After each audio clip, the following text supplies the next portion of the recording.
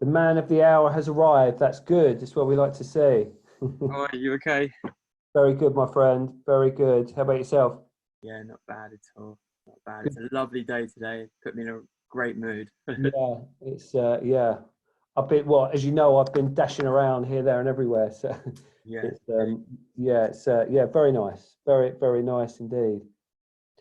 So we've it's 2 o'clock, so we'll kind of get going with a very quick intro as always, and then I'll hand over to Oliver. So for those that are kind of are new to this series, if you like, of webinars, Oliver was a very popular and very famous YouTube sensation, which we heard a lot about last week, and he kind of learned his trade, as it were, on social media from a trip that he had in America, and that kind of set him up to document lots of things, and led him to open a YouTube channel, which became super popular and got over 100,000 subscribers. And off the back of that, Ollie's kind of forged a real firm understanding of how to build a following, look at different pieces of content to see what works and what doesn't work, and has really kind of captured the kind of wave of social media that's happening now and over the last kind of few years and beyond, really. So his job now is a kind of freelance content creator, and he does some consulting work on social media. So he's here today to look at the LinkedIn platform and see how we can boost our exposure, our content, make ourselves as relevant as possible.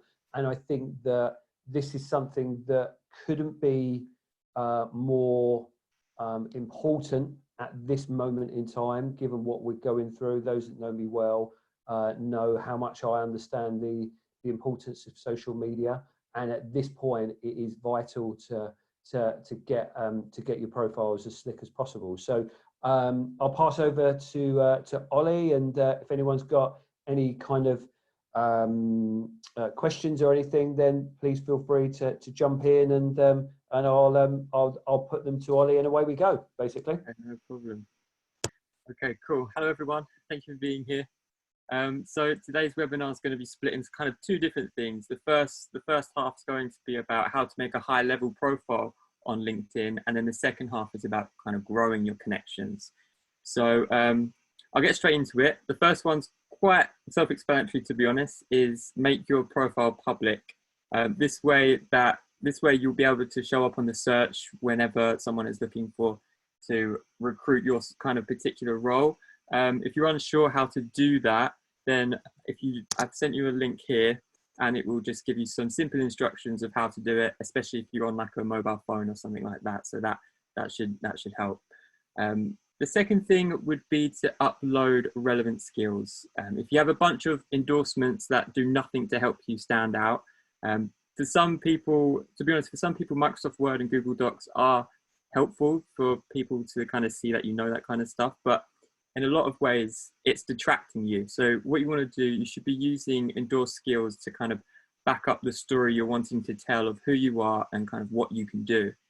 So after this webinar, delete any kind of meaningless skills that you might have. Ask yourself the question, is this helping telling my story? And then kind of reorder the skills from most important to least important. So I think the next one's is kind of a cool one, actually. I find LinkedIn the professional Facebook, and with Facebook you can create your own kind of URL for your profile, and the same for LinkedIn. So when you create your own URL for your own profile on LinkedIn, it makes it so much easier to send people to your profile, and it also means that you no longer have to worry that the people of interest won't find you in case there's kind of loads of people with the same name as you. That first link I've just sent will also help you with some simple instructions on how to kind of create your own unique profile, URL, sorry. So number 4, add a background cover photo on your profile. It seems simple, but it is so effective. This helps the overall look of the page. It's pleasing to the eye. Your cover photo should be kind of relevant to the industry that you're in, as well as well as kind of putting your profile together nicely, to be honest. Okay, so, and then you kind of want to think about what people may instantly think of you when you tell them what you do. So this is kind of, so it's still relevant to your profile. You can find some really great royalty-free photos on Google. My personal favorite is unsplash.com. Again, I'm going to send a little link for you here, so you can kind of take a look. Okay, that didn't work. Hang on one second. Unsplash.com. There you go. Yes, I sent the instructions on how to create a URL on the first link. It will be on there. Okay, so yeah. So the next kind of thing is to update your profile photo. So according to LinkedIn, profile with headshots are 14 times more likely to be viewed than those without a profile photo. Your profile photo should be clear, professional, and only include you. You should update this once in a while, as we all do change over time, most commonly hairstyles.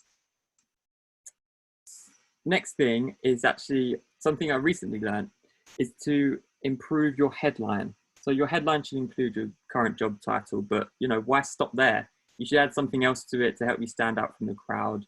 Like, for example, if you're an executive assistant, it could be where it's currently just executive assistant, you could kind of add on to that and say executive assistant, 20+ years of experience supporting CEOs, presidents, VPs, directors, and other key leaders. That way it kind of, to be honest, it also helps you rank higher when people search that kind of thing. So yeah, it's very simple yet effective, and it will do a lot for you, I think. So the next up is delete the jargon. When you're writing your profiles or responsibilities at a previous workplace, using words like passionate and organizational are just going to make you blend in with the rest of the crowd. The important thing to remember here is to kind of show more and tell less.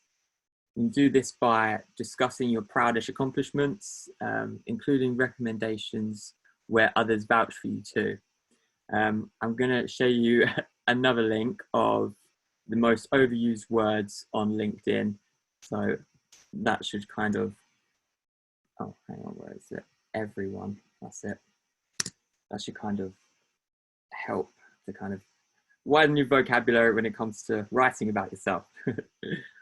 So that's kind of it, to be honest, when it comes to creating a high level profile. They're all kind of simple things, but a lot of people don't kind of put the effort in to make that profile a high level one.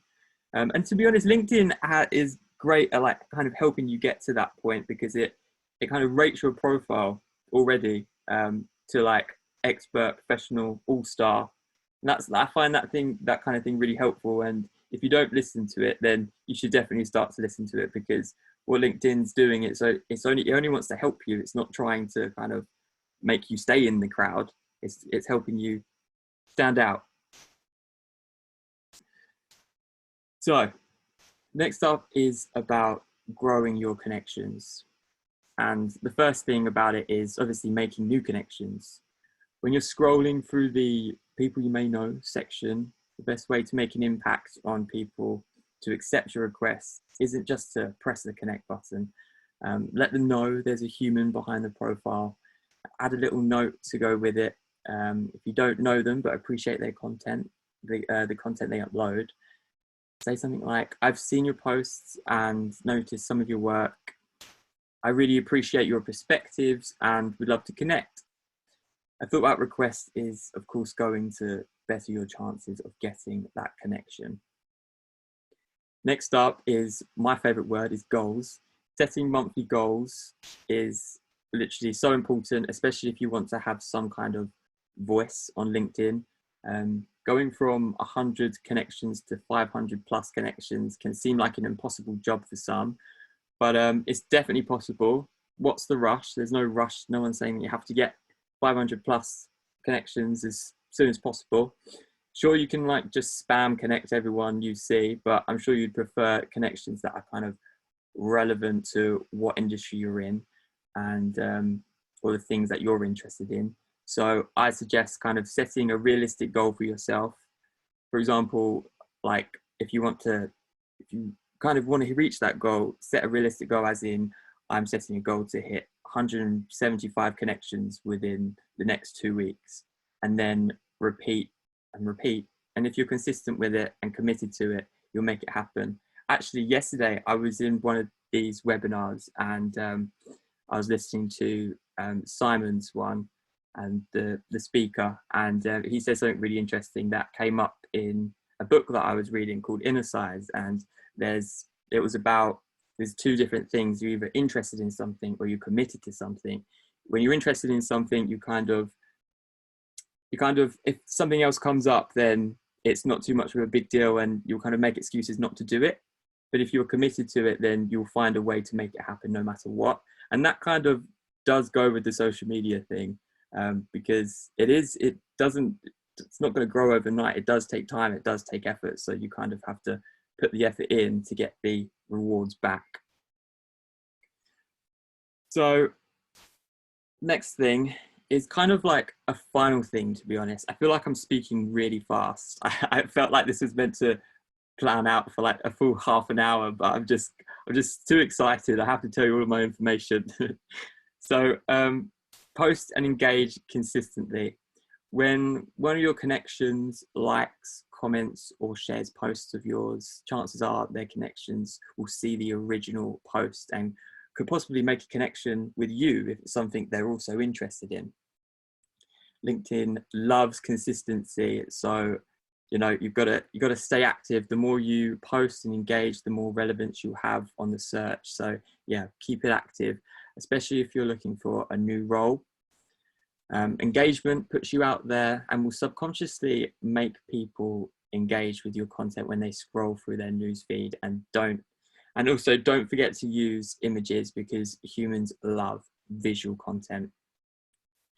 And so yeah, getting 500 plus LinkedIn connections won't happen overnight. And if you already have 500 plus connections, why stop there?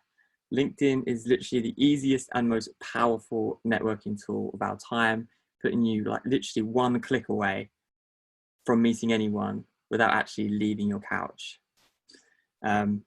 Yeah, I feel like that's kind of the majority of the information that I am aware of. I'm wondering if there's any questions that anyone may have. Ollie, I've got some bits and pieces of information as well. Oh, good. And I know that when we were kind of putting this one for LinkedIn together, I kind of said that maybe there'd be some bits and pieces that I found from a recruitment perspective that might be helpful for some of the people that are on here at the moment. So I think that I'll just kind of have like a couple of minutes to add to what Ollie has said, because all of those bits and pieces of info are fantastic from a job seeker's perspective. There is a whole new world of opportunity that lies behind the site, and from recruiters, there is a thing called on LinkedIn, which is you can sign up to a thing called a recruiter license. Okay, so within LinkedIn, they have an option where any recruiter, whether they're a recruitment agency or recruitment consultant, direct hiring manager, they can sign up to this package. It costs about £10,000. So it's a hell of a lot of money. And what that actually does is it gives recruiters an opportunity to find and search for people who are actually looking for new roles. And within that, when people are setting up their profile, everybody has an option to actually, at the touch of a button, click different options within the profile to show that you are actually looking for a job. And then from there, you can hide it so the people in your current company don't actually get to see it, but only people who have got a LinkedIn recruiter license then see it. And then from there, they can then sit there and then basically approach you for that particular, for the particular job. So you can set all these parameters behind the scenes that will then kind of make you visible to recruitment consultants, HR managers, or direct hiring managers. So that's quite a massive thing in the site that is kind of flies under the radar ever so slightly, and it's kind of because LinkedIn don't want the general public to know that they're charging like 10 grand for licenses and stuff like that. But that's we're here to give you kind of honest, straight talking advice. So definitely have a look at your profile and go behind the scenes and set those things to private. If you are looking for a new job, people will be able to then go off and see that, basically. Yeah. Paul, what do you think about premium accounts? I think premium accounts okay, so it depends what you're using LinkedIn for. If you're using it to just kind of generally grow your network and just have it organically grow, then there's no it costs quite a bit of money to have a LinkedIn premium account. So it's not something that I would massively advise if you're just using it to scroll through, check for updates, generically grow your profile bit by bit by bit. If you're looking for a new job, 100% definitely get a premium account and essentially get the timing right and just sign up for like a month and then use that for a month, have it for free, essentially, build your connections, get yourself to the top of the list, send out as many messages as you possibly can. And then from there, you can then shut that premium LinkedIn account down and it will make you more visible for, direct hiring managers and what have you. And Ollie, you'll know all about algorithms on these sites.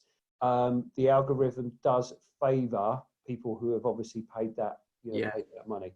So it will make you more visible. So if you're using it to find a new job and get yourself out there, then I would definitely, that's something that I would actually recommend. Definitely. Yeah, 100%.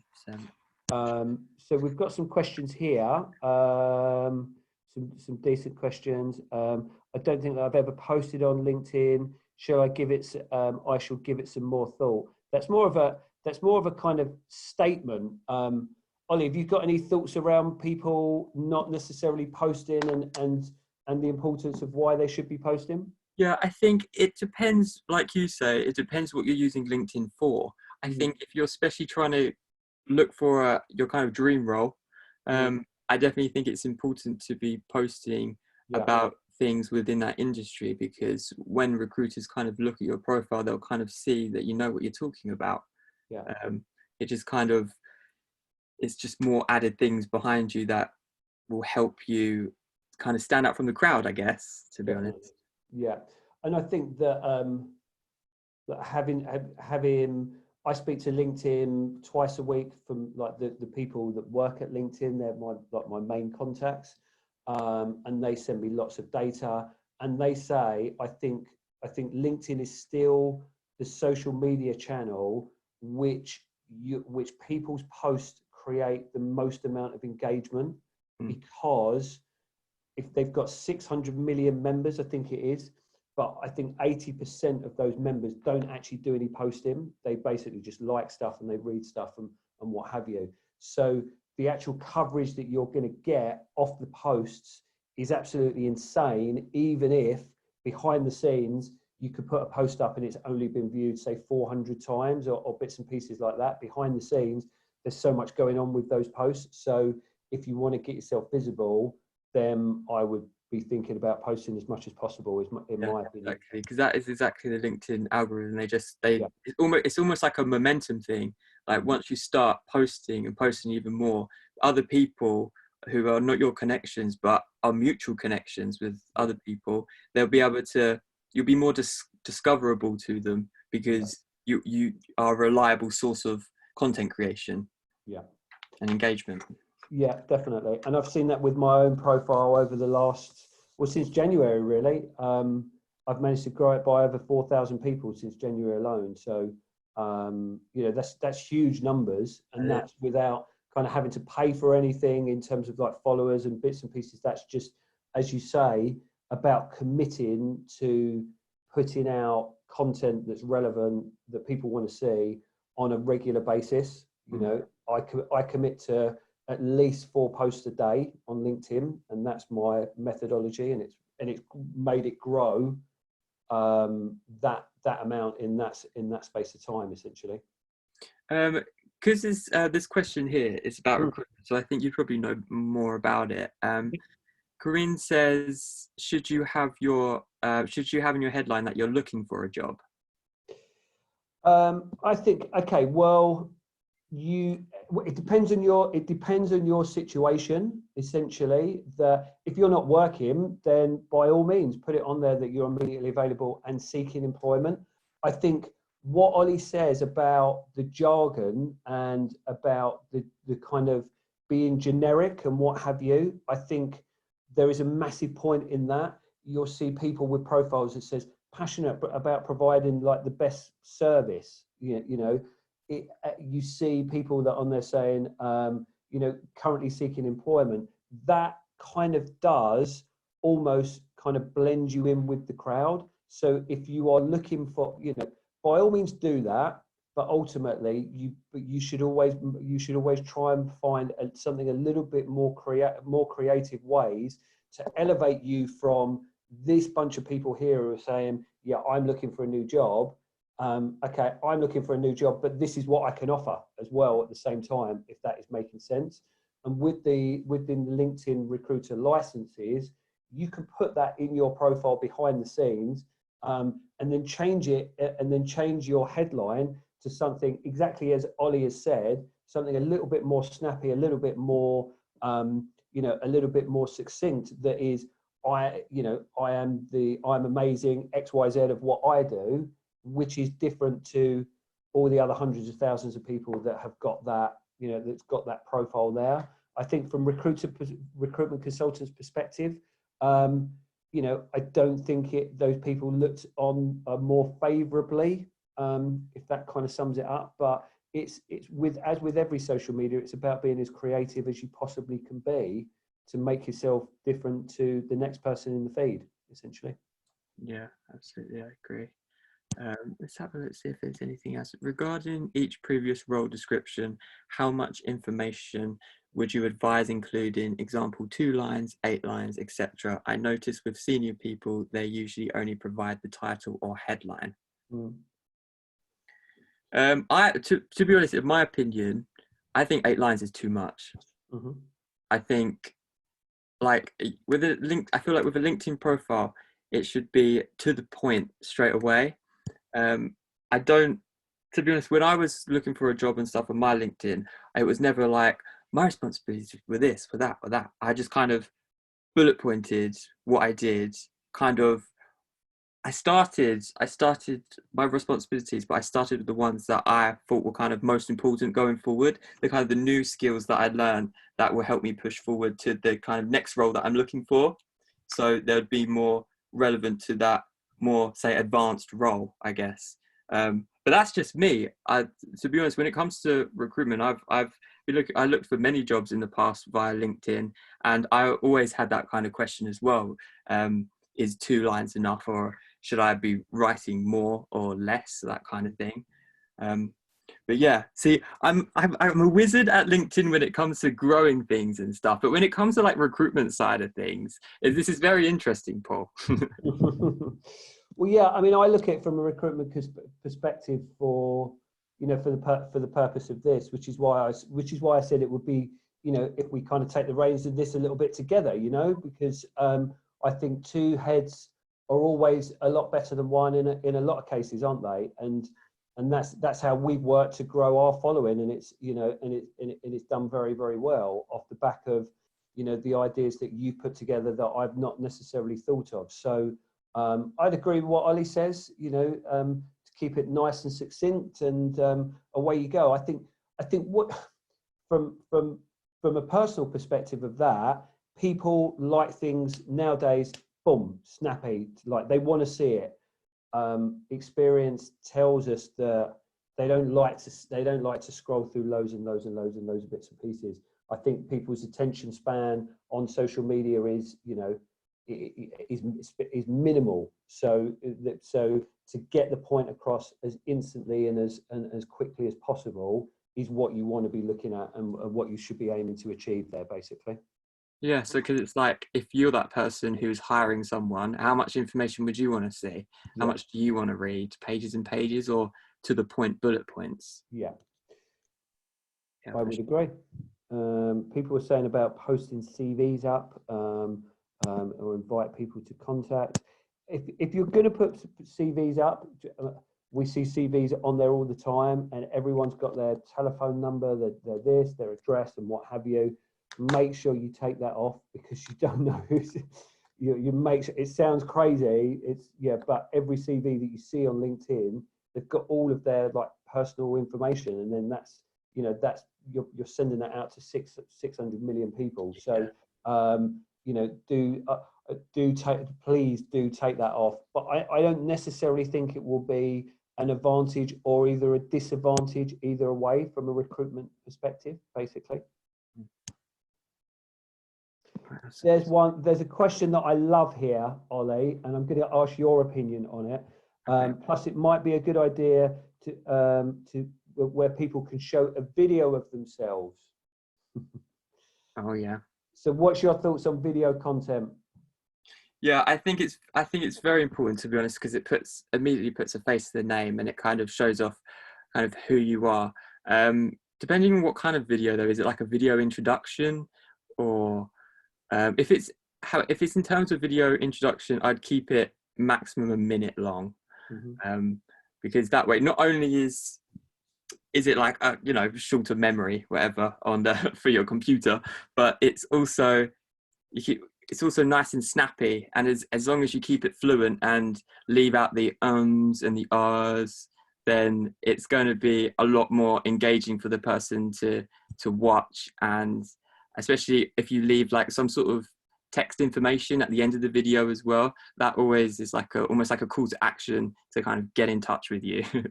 Pretty much. But yeah, I think it's very important, and it's 2020, and I think that's the kind of the time we're living in, to be honest.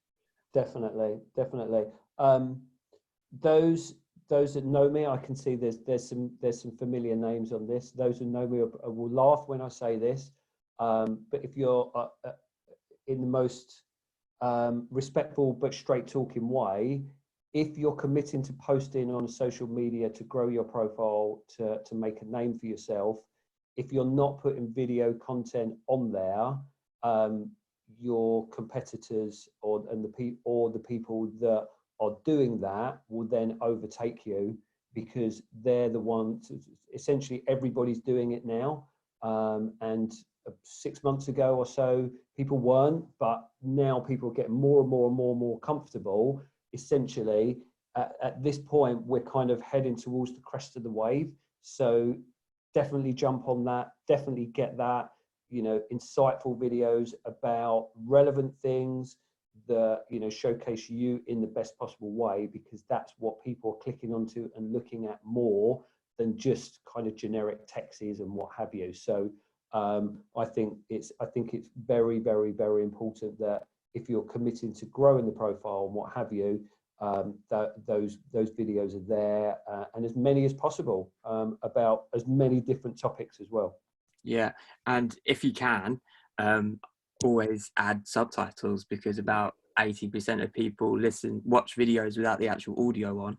So yeah, and that's why, especially with like video introductions, that's why you should also keep it to a minute long, because then you'll be able to subtitle it properly, easily, without having to think, oh my goodness, there's 5 more minutes of this and I've only subtitled this little bit. But then there are services out there that can just do it for you. But speaking as like someone who manually does it, yeah, it can take some time. Okay, so I think in terms of questions, the next one we've already answered about premium for 1 month. So that one's covered. There's a private question here, which I'll go back to this person I'll text them back, as it were. Would you recommend sending a quick note to the person you want to connect, such as hiring manager or employer that you've not yet seen? Ollie, what are your thoughts on when sending a connection request and putting a note in? Yeah, I think so. I think it does help kind of let the person make their judgment of whether they're going to accept or decline. Definitely. Because obviously they'll look at your profile first, and there's information on your profile, but you kind of want to let them know there's a human behind the account. So yeah, I think a little note is always effective. 100%. Yeah, I'd agree with Ollie on that one. To maybe just kind of add one slight extra little bit on top of it. That think about what you're saying when you actually do that. I get lots and lots of LinkedIn requests, and whenever I see somebody that says, "Hi, I saw your profile and I'm looking to grow my network," you kind of look at that and you think, well, okay, so you're basically using me to grow your network, so think about what you're saying and the way that you're going to approach that.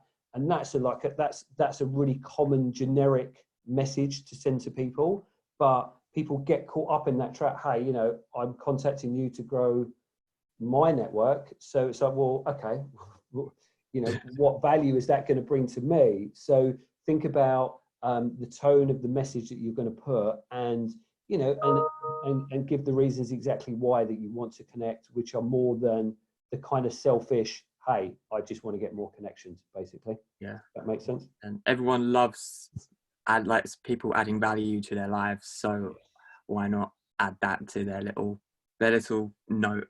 That's always, it always helps. Definitely. Yeah, and lots of people saying thank you, it's been really helpful, and asking and saying that people are going to update their LinkedIn and it's come at a really good time. So yeah, it looks like people have got a lot out of this. David has sent me a message privately. So David, maybe I can just ping you a message privately if that's okay with you, buddy. We can catch up properly on that if that's okay. So yeah, if anyone's got any further questions, feel free. If anyone wants to come off mute, feel free. That's always good. We like that bit of interaction.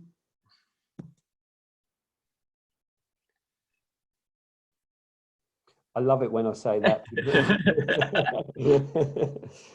I've got so used to doing these things now. It's like, for me, this is just like sitting in an office now. Yeah, these are fun, Paul. I know. I think I'm starting to enjoy them a little bit too much, though. Yeah, so we should do. I'd love to talk about YouTube at some point. Definitely. Sure. Definitely. I personally would love to learn lots about YouTube. So maybe why don't we do that next week if you're up for that? For sure. Yeah. Yeah. Absolutely. That'd be fantastic, because I think that's it's a big medium, isn't it? And it's something. Yeah, we've got some people saying YouTube webinar would be good. Yeah. Okay. So we'll work out a time next week for when we can do that. Hopefully most of you get our newsletter that comes out every week. It's coming out on Monday. If not, just head over to the Business Support Network or connect with me on LinkedIn, and you'll be able to see exactly when and where all the webinars that we've got for next week. Somebody said, "I love that newsletter." Thank you. That's really kind. Really kind of you to say so. Somebody, if you want to connect with me on LinkedIn, you'll be able to find out exactly when. So brilliant, Ollie. Thanks for your time, buddy. I really appreciate it. Thanks so much. It's been very insightful as always, and by all accounts, everyone's taken a lot away from it as well. So thanks for your time, and thanks to everyone who's thank you, everyone. Who's joined us again today. Cool. All right. Thank you very much, guys. Cool. No worries. And just one last thing. Alex, okay, good. Somebody has just said about somebody's just said about tutorials. Let me just grab their name before we close the meeting down so I can message them afterwards. Yeah, there's tons of tutorials on YouTube. Tons. So Natalie, just in answer to your question, if you're, I can't see your surname there. If you connect with me, then I can, yeah, connect with me and Ollie, and we'll get some bits and pieces across to you, and happily talk a little bit further. No worries. Natalie Davis, got that. Cool. All right, fine. And yeah, and Karine as well. Yeah, if we're connected, we can do the same. It's not a problem at all. Perfect. Well, look, thanks for your time, everyone. Bye, everyone. Thank you. Cheers. Cheers, Ollie. Bye, Paul. Bye-bye.